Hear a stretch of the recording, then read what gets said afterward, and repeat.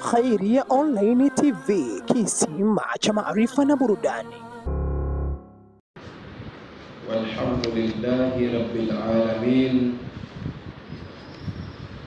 A'udhu billahi minash shaitanir rajim. Bismillahir rahmanir rahim. Wa in khiftum alla tuqsitu fil yatama fankihu ma taba lakum minan nisa'i mathna wa thulatha wa ruba'. Wa in khiftum alla ta'dilu fawahidatan aw ma malakat aymanukum dhalika adna alla ta'ulu. Wa atun nisaa sadaqatihinna nihla fa in tibna lakum an shay'in minhu nafsa fakuluhu hani'an mari'a. Sadaqallahul azim.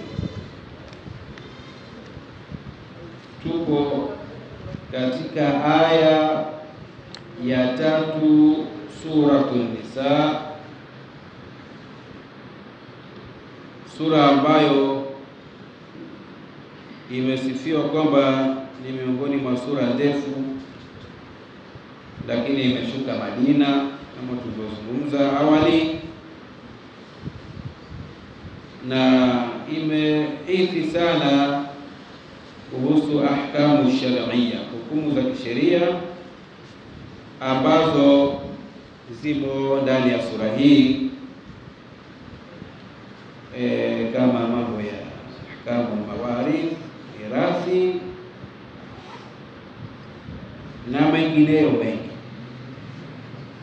Lakini sura kama tulivyozungumza kwamba imeitwa kwamba imeshuka Madina, ila muonekano wake ni kana kwamba imeshuka Maka. Kwa mujibu wa usul tafsir, tumeelezea katika kanuni za nuzuli suwar, kuna sura nyingine zimeshuka Maka kwa sababu, na zingine zimeshuka Madina kwa kanuni maalum au alamati.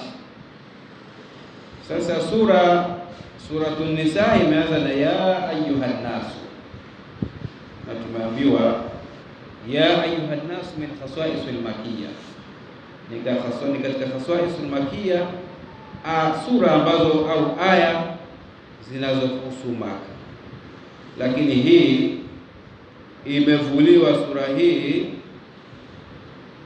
ambayo imeanza na ya ayyuhan nasu, lakini pia ipo ya ayyuhan nasu katika suratul Baqara.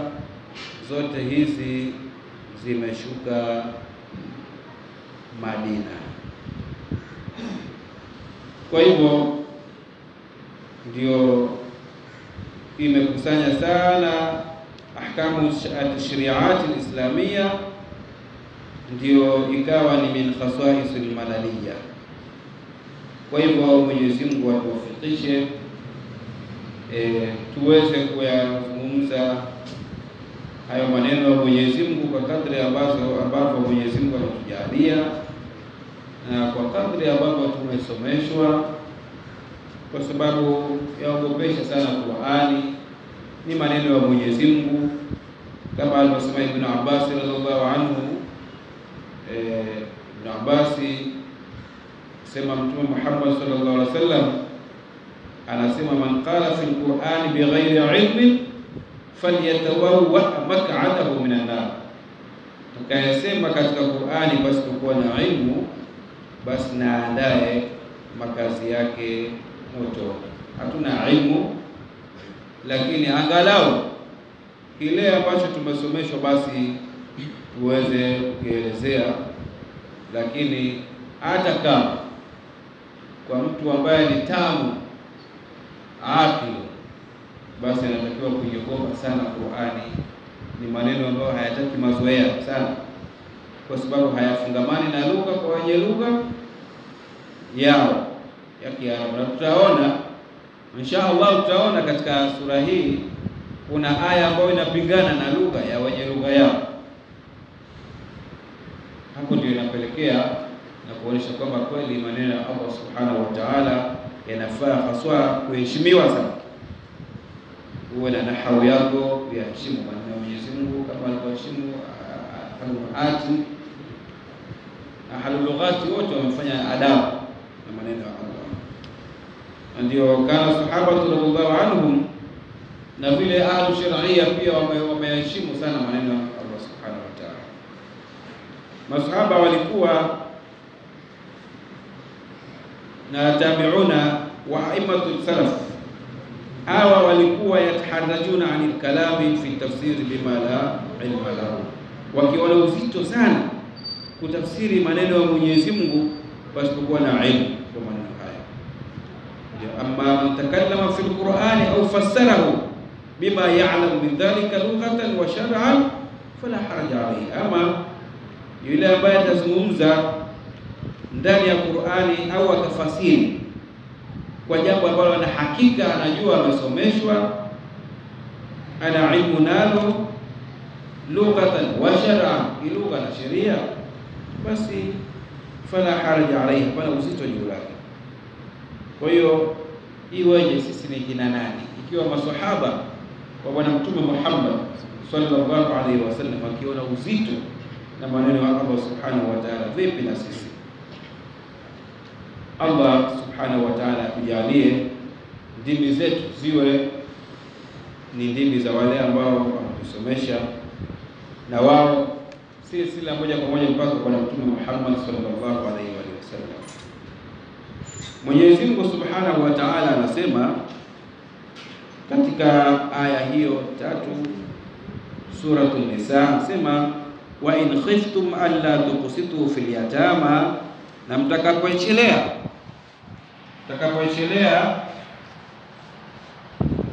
kujua kwamba hamtoweza kufanya uadilifu kwa mayatima, mkitaka kuwaoa hamtakuwa kwa maadilifu katika mahari zao, basi waacheni. Fankihu ma tabara, weni wale ambao mmewatakeni nyinyi, wamewapambieni nyinyi kutokana minan nisai, kutokana na wake, masna wa thulatha wa rubaa, wawili. Kama wawili hawatoshi naongeza mmoja na kuwa watatu, kama watatu hawatoshi naongeza mmoja na kuwa wanne. Hiyo tafsiri ya anaeleza Allah Subhanahu wa Ta'ala. Inshallah tutaelezea maana kwa nini kuja maana kwa malakum, isije maana kwa malakum na kuzungumzia watu wanaamini. Inshallah lazima tufikie basi tuelezee.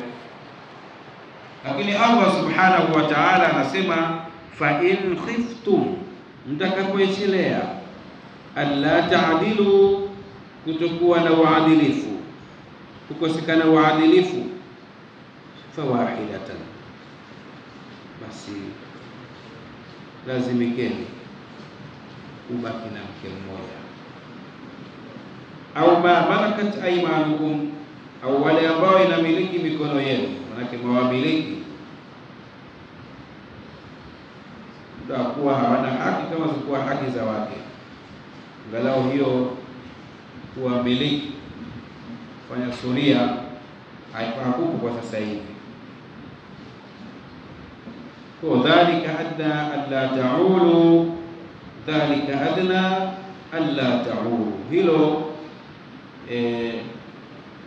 la kupunguza kutoka wawili, watatu, wanne kuja kubaki mmoja, linapelekea msipondoke katika haki, msipondoke mkaacha haki.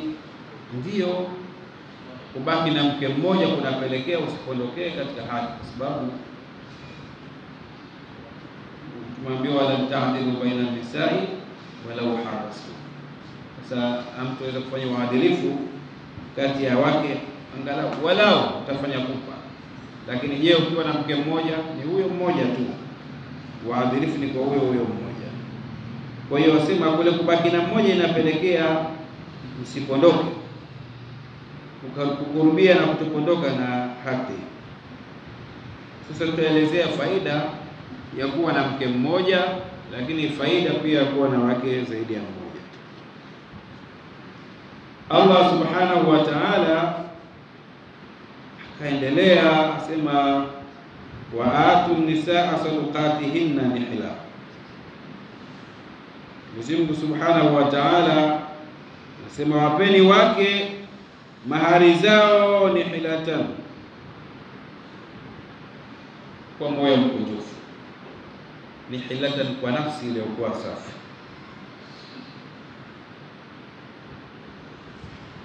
Fa in tibna lakum, zitakapo pambika nafsi zao au wake kwenu nyinyi, an shay'in, kutokana na kitu chochote, sehemu, minhu, kutokana na hiyo mahari, nafsa, katika nafsi zao,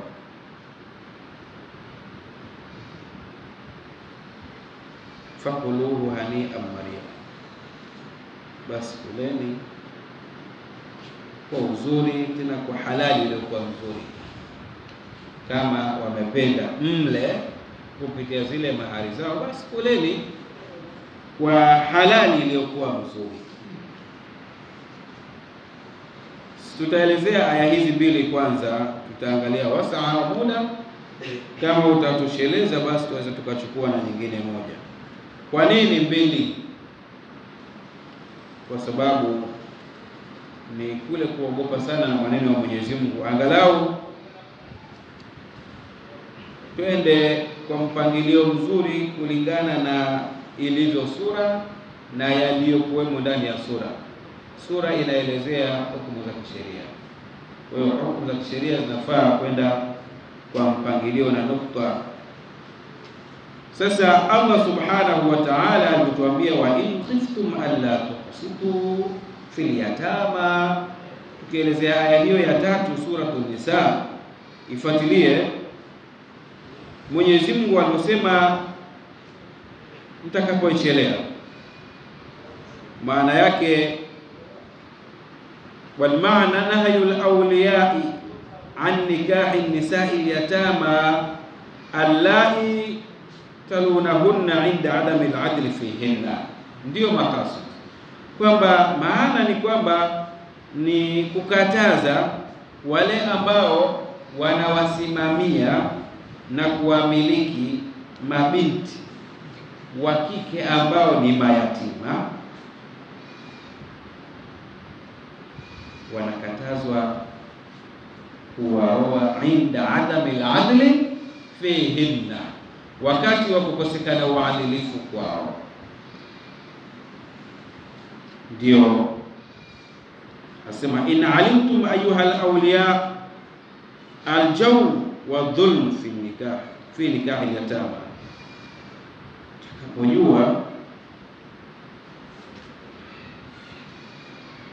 Mtakapojua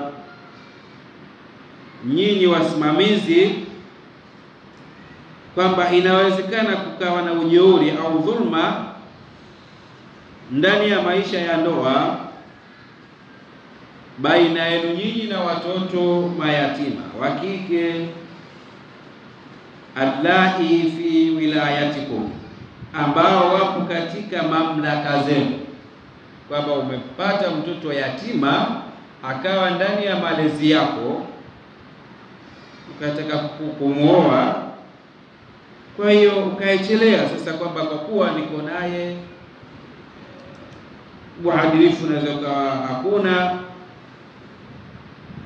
ndio fala tatahukuna, basi msiwaoe. Ndio maana wa intiftum alla tuqsitu fil yatama, maana fatrukuhunna, kichelea kutokuwa na wale, basi waacheni kwa hali kama hizo za kuishi nao na kuhisi kwamba kutakosekana uadilifu, basi fala tankihuhunna, siwaoe. Wankihu ghayrahunna, na oweni wasiokuwa hao, wake ni wengi. Mimma taba lakum minan nisa'i, kutokana na wale ambao wamewapendezesheni nyinyi kutokana na wake. Kwa hiyo tulipoambia ni katika tafsiri al-Wasit amezungumzia muradu bil khawfi wa in khiftum bi khawfi ni asema al-ilm. Al-ilm kwa kufia kitu basi unajua kwamba nini kitatokea baadaye. Ndio akasema wa'ubira anhu bidhalika lil-ish'ar bi kauni al-ma'lum makhufan mahdhura. Ndio ikazingatiwa sasa hilo kuenea kwamba kitu chenye kujulikana chenye kuogopwa. Utaogopaje usijua? Ogopa kitu ambacho wakijua. Kwa lazima uchukue tahadhari. Acha ndio khiftu.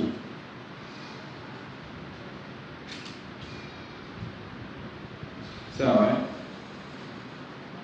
Kwa hiyo kama al-ilmu maqama al-khawfi, tasma ilmu mahala khawf. Ndio wayakumu dhann al-dhannu al-ghalibu maqama al-ilmi, vile inasimama dhana yenye kushinda dhana mahala pa ilmu. Kwa hiyo ndio wa in khiftu, utakapojua mako ushajijua bali insanu ala nafsihi basira. Umeshajua kwamba huyu sitakuwa naye uadilifu na binti huyu wa yatima, binti yatima, kwa hiyo hakutokuwa na sababu, na achana naye, anabaki katika malezi, kwa sababu huyu ana haki zake ambazo ziko katika ulinzi wangu. Lakini kama nitahitaji kumuoa, nitatakiwa kutoa mahari, kufanya uadilifu. Jampa. Ndio tulielezea katika darasa ambao tumewahi kualikwa hivi majuzi Mwamboni kwa Ustadh Hassan, habari za namna ya zama za kijahilia, jinsi walivyokuwa wakioa mayatima, kwamba akitaka kumuoa binti yatima ili asije kuthubutu mtu ambaye si yule ambaye anamiliki na kumsimamia, basi humtupia nguo yake. Nachukua nguo yangu na mtupia binti yatima, basi shamgusa ile, basi hapo sharia ni kwamba hakuna ruhusa ya mtu yoyote kuja kutaka kumuoa binti huyo, ila huyu anayemsimamia. Lakini pia hampi chochote katika mahari, na vile hapewi chochote katika wanakula katika zile haki zao. Maana kuna haki ya yatima ambayo imehifadhiwa, si ndivyo? Jana tulisoma waatul yatama amwalahum, si ndivyo? Tulisoma waatul yatama amwalahum, wapeni mayatima waliokuwa mayatima. Tukasema kwamba ile ni itibaru makani, kuangalia kitu ambacho kimeshakuwa. Tukasema ni majazu mursal, waatul ladhina kanu yatama, wapeni waliokuwa mayatima, sio wapeni mayatima. Yatima hapewi mali,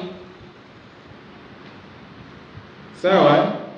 Ndio pale tulivyoambiwa kwamba Mtume alisema kwamba hakuna yatima baada ya kuota fikia bale.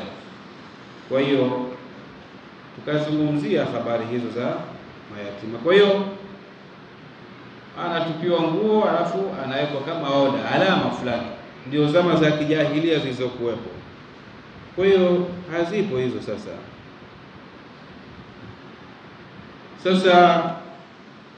Allah subhanahu wa ta'ala alivyosema kiechelea kutufanya uadilifu kwa mayatima, hii tushaizungumzia yatima ni nani. Kwa hiyo Allah anasema fankihu ma taba lakum, fankihu ma taba lakum. Anasema Mwenyezi Mungu fankihu ma taba lakum,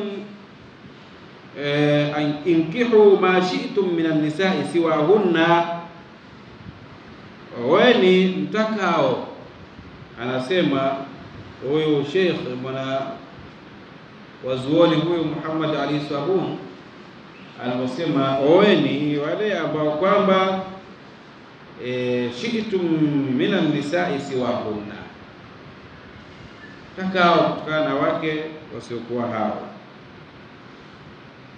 Sasa katika kanuni za lugha ambazo zinaweza zikawa ni utata, kwa sababu tuzungumzao hapa ni watu, ni mfungamano kati ya mume na mke, na hawa wote wanasifiwa kuwa na akili, si ndivyo Sasa kwanza hii ma ni ya mausuli kama kawaida. Kwa mazoea mausuli kuwa ni alladhi, alladhina, lati, ndio hii ma hayo ni ya mausuli. Wujudi shart sila, upatikana sharti yake ya silatul mausul, twaba lakum na fi'li hapo. Lakini tukisoma katika Alfia Ibn Malik, ambayo bila kumsahau Sheikh Saif bin Abi Bakar, ambayo sasa ni naibu mudhir wa Mawa, na thubutu kutusomesha kitabu hiki ambacho ni kikubwa cha nahwu.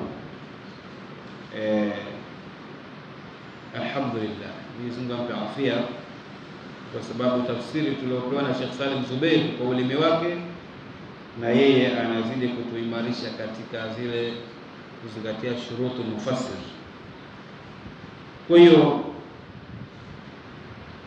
katika ubeti ndani ya kitabu hicho cha Alfia Ibn Malik nasema waman wama wa hal tusawi ma dhukir wa hakadha dhu inda tayyin shuhir.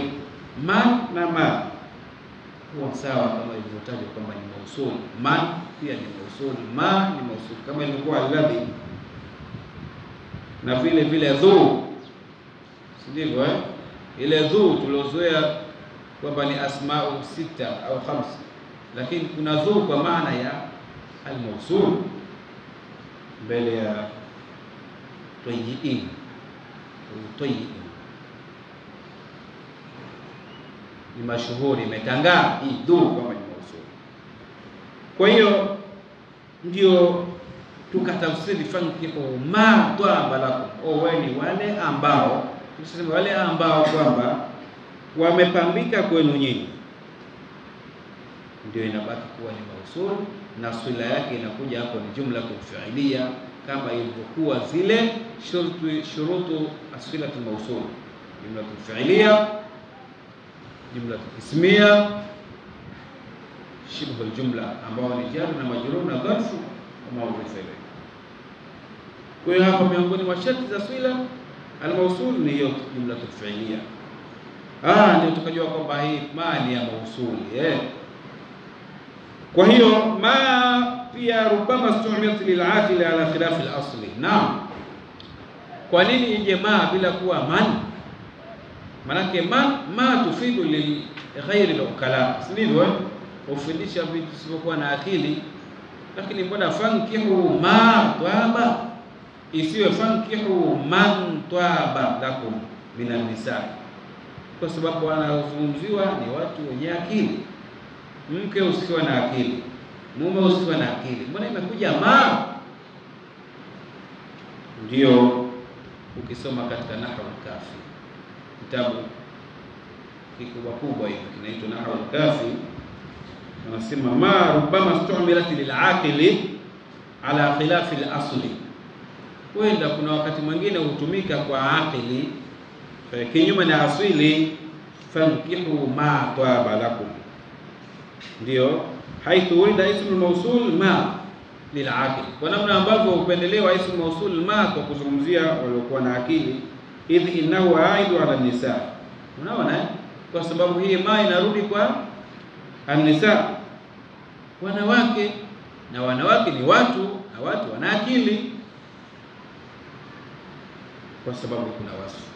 Ndio maanahu fil asli li ghairi al-aqil, pamoja na kwamba asili ya ma inasimama katika vitu ambavyo havina akili. Kwa hiyo hali iko hivyo. Ma tahaba lakum minan nisa'i mathna wa thulatha wa rubaa, wawili kama hawatoshi ongeza wa mmoja, wanakuwa watatu.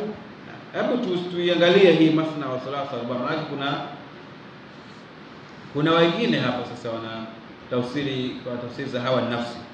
Kwa maana tulia kuelezea kwamba tuliwahi kutahadharishwa na tunaendelea kutahadharishana, tusipende kutumia tafsiri zilizoandikwa kwa Kiswahili kwa tafsiri alafu na tafsiri mwenyewe kwa Kiswahili. Hii inaweza aliye tafsiri aweza kuwa ameelewa, lakini kutokana na ufasiri wake wewe ukaelewa tofauti na vile alivyoelewa. Kwa tafsiri hizi za naklia ndio ambazo tunatakiwa tuzizingatie sana. Ndio wasema inna nasa istaftu Rasulullah sallallahu alaihi wasallam min huquqi al-yatama fi amwalihim al-mawarith. Hakika watu walitaka fatwa kwa Mtume sallallahu alaihi wa alihi wasallam kutokana na haki za mayatima katika mali zao zenye kurithiwa, kuhifadhi haki zao katika mali ambazo hustahiki wanawake al-yatama, mayatima, kama huri lahunna inda zawaji, kama mahari kwao wakati wa ndoa. Ndio kipindi cha kujahilia walikuwa wakipuuza kuwapa mahari mayatima. Ndio mwisho kabisa kwamba basi achaneni na hiyo habari, kwa sababu mnaweza mkakosa uadilifu wa kule kuishi kwa mazoea. Huyu nimemlea, amekula sana kwangu, kwa hiyo mimi ukajiridhisha simpi mahari wala kile ambacho nimemhifadhia nisimpe, basi bora kuacha. Ni katika faida ya fatwa ya watu walioweza kushtaki kwa Bwana Mtume sallallahu alaihi wasallam. Lakini Allah alisema mathna wa thulatha wa rubaa. Kwanza kauluhu mathna wa thulatha wa rubaa, hiyo hali ni hali min fa'ili twaba almustatir wa huwa ma, hiyo ni hali ambayo inatokana na fa'ili ya twaba si fi'il madhi, si ndivyo fa'ili wake ni hiyo mustatir ambao ni ma, fankihu ma twaba lakum, sawa mina nisai mathna. Sasa hiyo mathna ya ni hali ya kuwa wawili, wa thulatha na hali ya kuwa watatu, wa rubaa na hali ya kuwa wanne. Lakini akasema au unaweza ukaifanya ni badal minhu, badal ya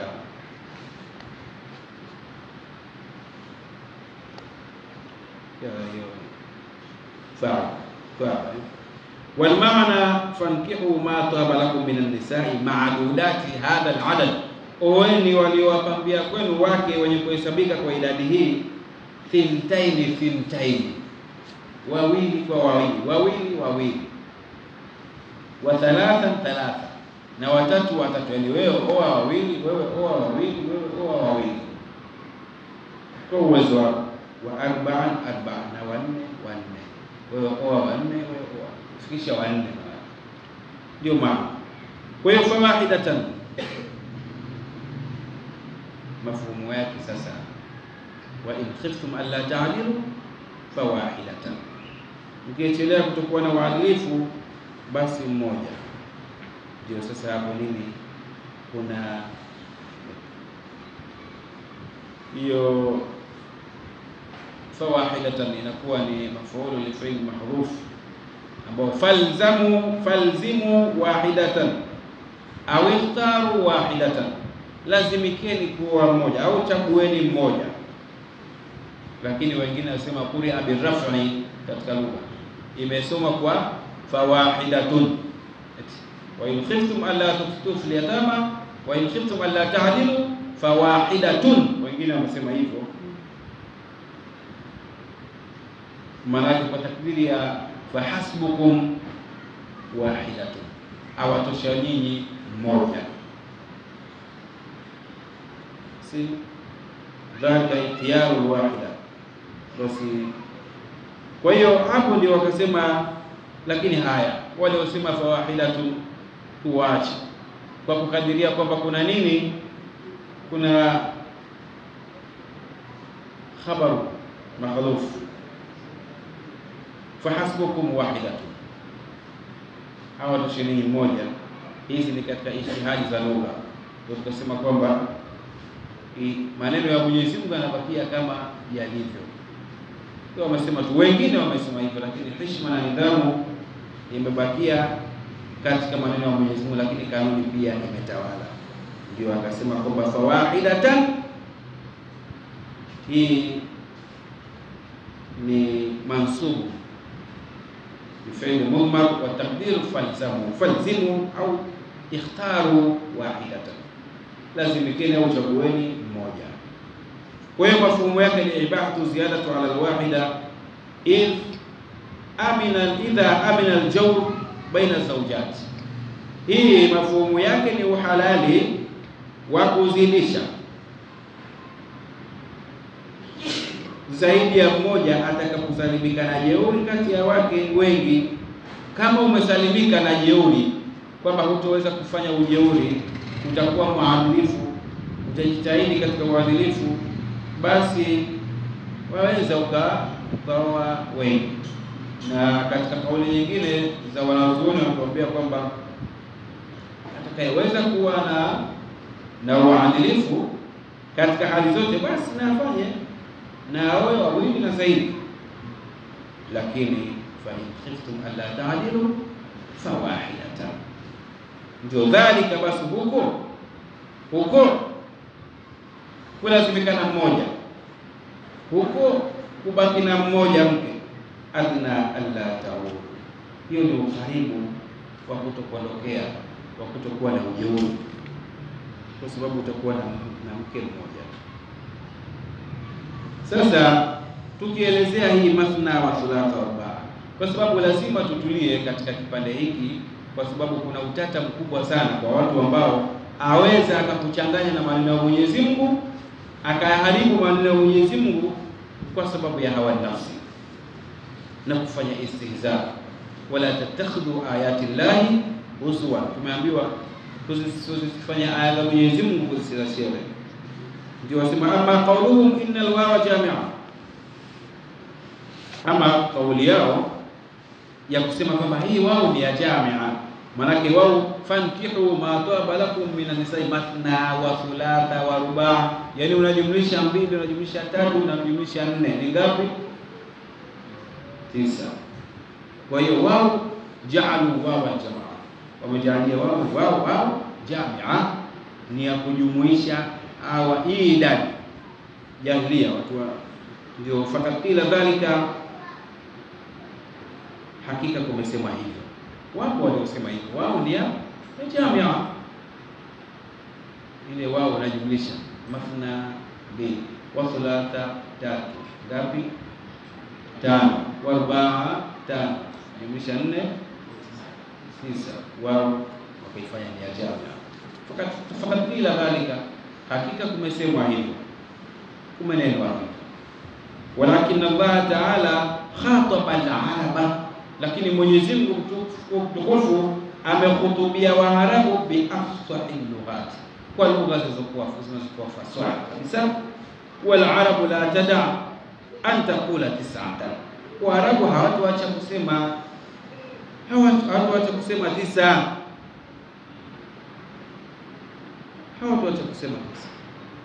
kwa sababu ya upeo wao wa kilugha, lakini Mwenyezi Mungu ndio afsah. Watakulu 2 wa 3, na wanasema 2 wa 3 wa 4, kijumlisho napata 9, ndio wanasema hivyo Arabu. Wa innama alwawu fi hadha almawdi' badal, nasema hakika si vinginevyo, wao katika sehemu hii ni badal. Sawa, mathna wa thulatha wa rubaa ni badal, ay fankihu 3 badala min, oeni 3 badala min mathna, badala ya wawili. Sawa, fankihu 3, oeni 3 badala min mathna, badala ya wawili. Kwa hiyo wao wamejalia kwamba ni nini? Ni badala. Naelewana eh? Wa rubaa badala min thulatha, na wao ni watatu badala ya wanne, badala ya watatu. Walidhalika a'tafa bil waw wa lam ya'tis bi aw, na hivyo ndio ameatifia kwa wao, hakuatifia kwa au. Haikuja mathna au thulatha au rubaa, haikuja hivyo. Walau jaa bi au la jaza, lao ingekuja kwa ma taba lakum minan nisa'i mathna au thulatha au rubaa, ingejuzu kufanya jamia, kujumlisha. Tumeelewana? Imamu Malik na Shafi'i anasema fi alladhi yatazawwaj khamisatan, kwa mtu ambaye anaoa wake watano. Kuna watu wana uwezo hawa wake watano, wa indahu arba, na yeye akawa na wake wanne, basi alayhi alhad in kana alima, huyo analazimika kupata hadhi, apigwe tandiko ikiwa ni mwenye kujua. Kwa una watu wanne waongeza watano, tafuta nini? Fumbi tu. Mtume Muhammad sallallahu alayhi wasallam anasema, man kana lahu imra'atani, yoyote ambaye atakuwa na wake wawili, falam ya'dil bainahuma, akawa hakuweza kufanya uadilifu kati yao, jaa yawmal qiyamati, atakuja siku ya kiyama, wa ahadu shaqqaihi ma'ilun, na moja ya pande zake mbili ni zenye kupondokea, yani upande ubavu wake, upande wake mmoja unakuwa umepinda. Mtu ambaye atakuwa na wake wawili na kuweza kufanya uadilifu, je watatu, je wanne, basi mtu huyo siku ya kiyama atakuja ameelemea upande mmoja. Kwa hiyo si hatukatai wala hatuzuii watu kuongeza wake, atakayekuwa anaweza kuwa na uadilifu, walillahi alhamd, raha sana, lakini tahadhari kwa kuzungumzia fawaidatan. Kwa hiyo tuchukue tahadhari sana kuoa kwa njia ya tamaa, kwa sababu wa min ayatihi an khalaqa lakum min anfusikum azwajan litaskunu ilayha, utuvu upatikane. Sasa kama hakuna utuvu, itakuwa ni dhambi. Kwa hiyo sisi ikapelekea aksu ya kwamba unapata utulivu ikawa ni vurugu, ni dhambi. Kwa hiyo tuoe wake ni wewe, anahitaji kuolewa, lakini tujitahidi sana kuwachunga vizuri. Haya, dhalika alla ta'ud, baki na mmoja kunapelekea msiondoke na haki. Wa atu nisaa sadaqatihinna nihla, ndio wapeni wake mahari zao kwa nafsi iliyokunjuka, ndio maana yake. Kwa maana atu nisaa muhurahunna atiyatan, wapeni wake mahari zao kwa moyo mkunjufu. Antibi nafsi minkum, yani kutokana na uzuri, nafsi safi kutoka kwenu. Lianna hadha almuhura, hakika hizi mahari, kad faradaha Allahu lahun, hakika amezifaradhisha Mwenyezi Mungu kwa wake wapewe. Fala yajuzu ayatma fiha tami'un, haifai kufanya tamaa ndani ya mahari. Mwenye kufanya tamaa kwamba ushamuoa tayari katika kumdhulumu mahali yake, ile ni haki yake ila yote mpaka siku ya kiyama. Wa atu nisaa sadaqatihinna nihlatan, hiyo sadaqatihinna nihlatan wameelezea kwamba hiyo ni kwa moyo mkunjufu. Ndio nihlatan ni kwa moyo mkunjufu. Atu nisaa sadaqatihinna nihlatan, a'tu nisaa muhurahunna atiyatan ati bi nafsi, kipawa kizuri kwa nafsi iliyokunjuka. Na hii nihlatan, hali ya kuwa ni kwa moyo mkunjufu, ndio kusema ni hali. Wa a'tu nisaa sadaqatihinna nihlatan, ni hali, sawa, hali mansub.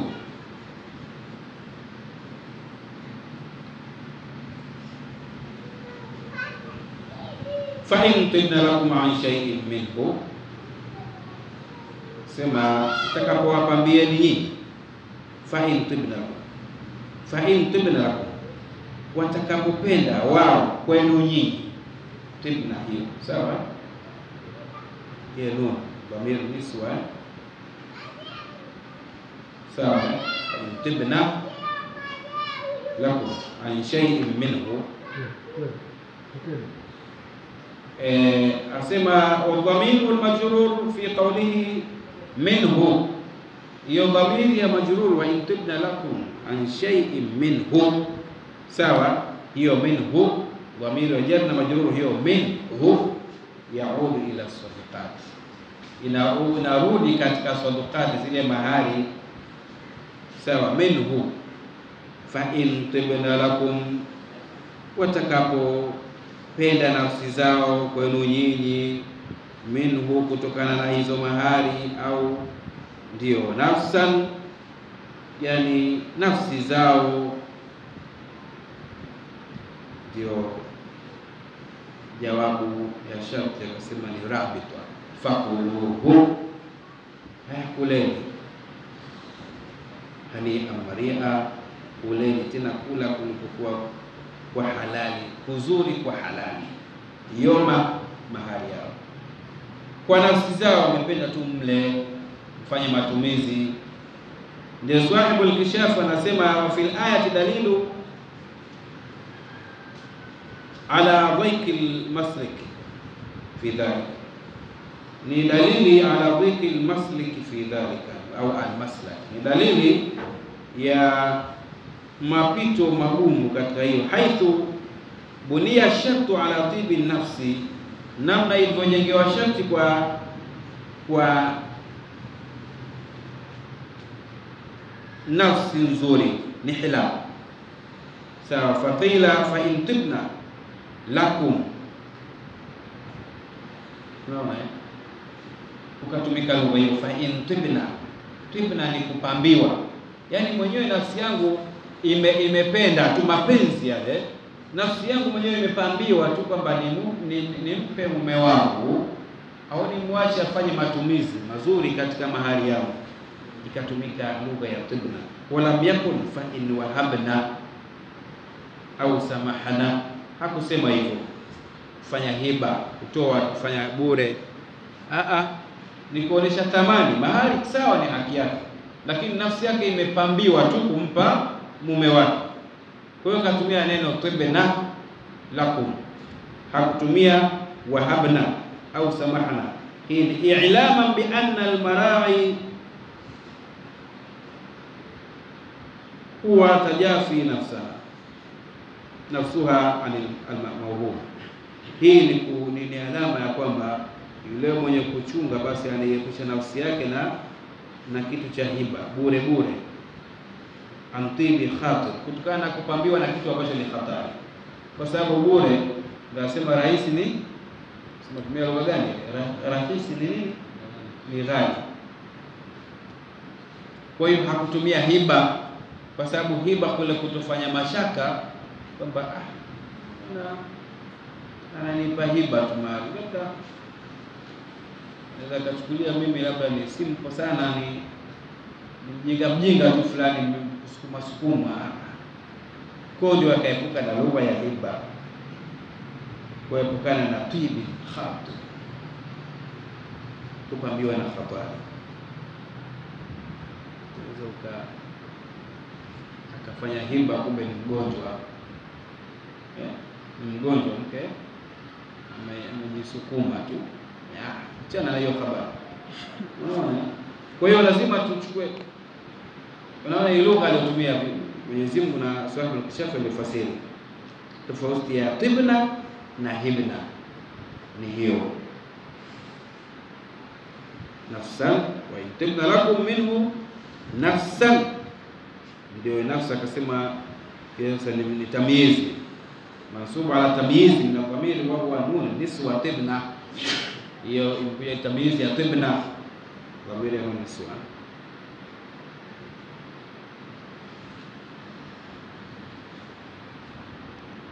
Kwa hiyo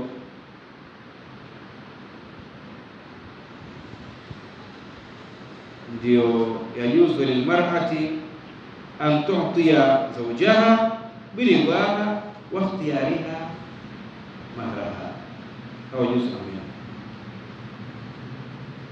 Nafaa mke ampe mume wake kwa kuridhia kwake na khiari yake mahari yake, au sehemu tu minhu. Bado wanasema fa in tibna lakum an shay'in minhu, kaifanya nini ya tab'id min ba'dhi mahari, baadhi kufanya au juz'un minhu, wanaweza kujalia minni tab'id, sawa sawa, kana makbudan muayyana, sawa ni mkabidhiwa kwa ayana, am kana fi dhimma au ikawa ni katika dhima, kwamba basi utakapopata mahari yako basi unaweza ukatumia baadhi sehemu katika mahari yako. Kwa hiyo Umar bin Khattab radhiallahu anhu anasema kataba ila qadatihi, ameandika katika qadaihi, katika hukumu zake au kadhia zake, anna nisaa yu'tina raghabatan wa rahabatan, kwamba wake wanatoa kimapenzi na vitisho kwa njia mbili. Sasa akampa kwa kupenda, kwamba napenda, nampa mapenzi kati yangu mimi na mume wangu, lakini aweza akafanya kwa kuogopa, kwamba anampa na kuogopa shari zake. Fa ayyuma imra'atin a'tat thumma aradat an tarji'a fadhalika la, mke yote atakayetoa kumpa mume wake kisha akataka amri nishe, basi hiyo ni juu lake, hakuna shaka.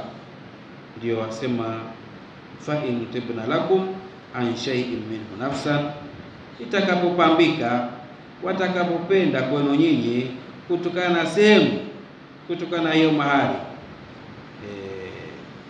nafsi zikapendezeshewa, mkataka kuwapa waume, basi nyinyi mtakapopewa nyinyi waume, basi fakuluhu, kuleni, chukueni, hani amaria, kwa uzuri halali iliyokuwa mzuri. Kwa hiyo hii ndio ufungamano kati ya mume na mke na katika maisha ya ndoa na utaratibu wa mahari. Kwa hiyo mwaweza mkakubaliana, mke anaweza akataka kumpa mume kwa kupambiwa na nafsi, lakini sio hiba, hiba zinatokana kawa na mashaka mume, kwamba bwana anasamehe tu, ananipa tu, kuna nini? Kwa hiyo ndio maana Allah subhanahu wa ta'ala akatumia tibna lakum, sio hibna. Kwa hiyo insha Allah, kwa kumalizia, Allah subhanahu wa ta'ala anasema wala tuqtu sufahaa, wala msiwape wale wabadhirifu wale katika mayatima wale ambao si watumiaji wazuri bado, amwalakum, mali zenu,